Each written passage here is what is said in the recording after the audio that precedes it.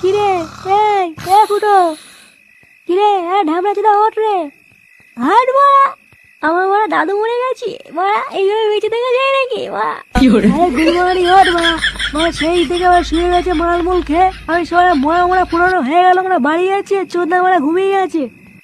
কে রে বা? হ্যাঁ কে তুই? আমার দাদুকে নিয়ে আয় বাড়া, তারপরে উঠবো।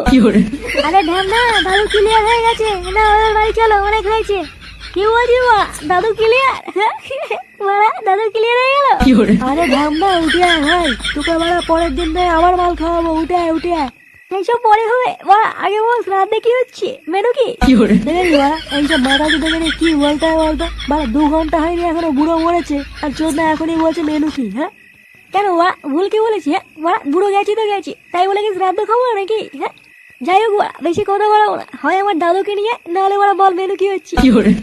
ও বলতে না, এই মালটাকে তুলে নিয়ে চলো, নাহলে আজকের এই বাড়ি যাবে না।